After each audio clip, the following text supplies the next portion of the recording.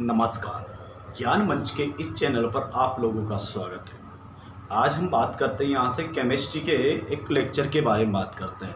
इसमें केमिस्ट्री के एक सामान्य सिंपल इंट्रोडक्शन के बारे में बात करता हूँ आप लोगों से।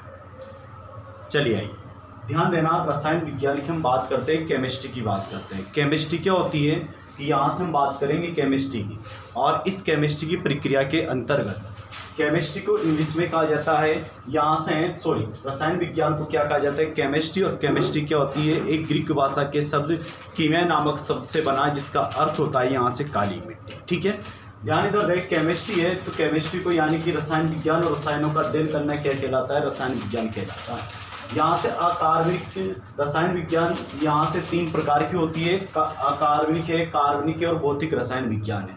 अकार्बनिक को इनऑर्गेनिक केमिस्ट्री, कार्बनिक को ऑर्गेनिक और भौतिक रसायन को फिजिकल केमिस्ट्री कहा जाता है। अकार्बनिक रसायन विज्ञान क्या होता है, अकार्बनिक पदार्थों का अध्ययन करना अकार्बनिक रसायन विज्ञान कहलाता है। जिसे पदार्थ के अंदर कार्बन हो या हाइड्रोजन हो या दोनों में से कोई एक हो, या फिर इनके अलावा कोई और दूसरा अन्य तत्व उपस्थित हो, तो कोई भी और अन्य तत्व उपस्थित होता है तो फिर वो क्या होता है, अकार्बनिक रसायन विज्ञान होता है। या तो जिनमें क्या हो, कार्बन और हाइड्रोजन दोनों उपस्थित होंगे ना, वो कार्बनिक पदार्थ होता है। ठीक है, कार्बन और हाइड्रोजन दोनों उपस्थित होगा, वो क्या होता है, यहाँ से कार्बनिक पदार्थ होता है। बस या तो कार्बन हो या हाइड्रोजन या फिर दोनों में से कोई एक हो, वो क्या कहलाता है, अकार्बनिक कहलाता है। यहाँ से कुछ एग्जांपल्स मैंने दे रखे हैं आपके सामने। HCl है, HCl हाइड्रोक्लोरिक अम्ल, से नमक का तेजाब भी कहा जाता है। इसमें हाइड्रोजन तो प्रेजेंस है लेकिन कार्बन नहीं है।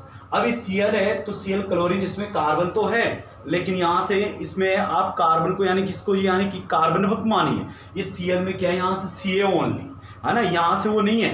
तो फिर यहाँ से क्या है, इसे हम क्या मानेंगे, अकार्बनिक पदार्थ मानेंगे। HCl है, इसे नमक का तेजाब कहा जाता है। तो ये अकार्बनिक पदार्थ, हाइड्रोजन तो है लेकिन कार्बन नहीं है।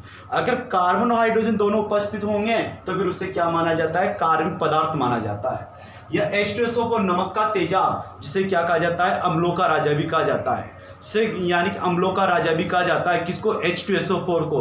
ठीक है, और उसे यानी गंधक का तेजाब भी कहा जाता है। इसके अलावा एक और होता है अम्लराज, और अम्लराज के बारे में बात की जाए तो जो अम्लराज होता है, और अम्लराज यहाँ से है, अम्लराज के बारे में हम बात करेंगे तो फ्रेंड्स यहाँ से HCl प्लस HNO3 का मिश्रण होता है अम्लराज। और ये किसका अनुपात होता है, यहाँ से 3:1 का मिश्रण होता है, 3:1 का मिश्रण होता है। अम्लराज HCl प्लस HNO3 का 3:1 का मिश्रण होता है। जबकि हम बात करेंगे H2SO पर, इसे अम्लों का राजा कहा जाता है और इसे गंधक का तेजाब भी कहा जाता है। तो यहाँ से तो हुआ हमारे पास अम्लराज है, HNO3 सोरे का तेजाब है, CCl4 कार्बन टेट्राक्लोराइड, इसमें हाइड्रोजन तो कार्बन नहीं है, इसमें कार्बन है लेकिन हाइड्रोजन नहीं है। जिसमें यानी कि अगर कार्बन और हाइड्रोजन दोनों उपस्थित होंगे तो यहाँ से यानी कि उसे कार्बनिक पदार्थ माना जाता है। मैं यहाँ से बात करता हूँ कार्बन रसायन विज्ञान की, और इस कार्बन रसायन विज्ञान का जन्मदाता, फादर ऑफ ऑर्गेनिक केमिस्ट्री कौन है, फ्रेडरिक वॉलर है। इसी ने सबसे पहले कार्बन रसायन विज्ञान में बनने वाले सबसे पहले यौगिक यूरिया के बारे में क्या की थी, यहाँ से खोज की थी। और यूरिया का सूत्र क्या होता है, NH2CO NH2 होता है भी यहाँ से। ठीक है, और इस यूरिया में आप ये देखिए, इसमें कार्बन और हाइड्रोजन भी है। तो इस कारण से यूरिया को क्या माना जाता है, यहाँ से ऑर्गेनिक कंपाउंड माना जाता है, कार्बनिक पदार्थ माना जाता है। वैसे इसका निर्माण अकार्बनिक पदार्थ अमोनियम साइनेट से हुआ है, और अमोनियम साइनेट बदलकर किससे बदला, यूरिया में, और यहाँ से उसका नाम क्या बन गया, यहाँ से यूरिया बन गया। CH4 में देखिए आप इसको मेथेन में कार्बन और हाइड्रोजन दोनों उपस्थित हैं, तो दोनों उपस्थित होगा तो कोई कैसा पदार्थ होगा, कार्बनिक पदार्थ होगा। तीसरे नंबर की हम बात करते हैं भौतिक रसायन विज्ञान के बारे में, और इस भौतिक रसायन विज्ञान के बारे में पदार्थों की भौतिक और रासायनिक प्रक्रियाओं का अध्ययन किया जाता है, उसे क्या कहा जाता है, भौतिक रसायन विज्ञान कहा जाता है दोस्तों।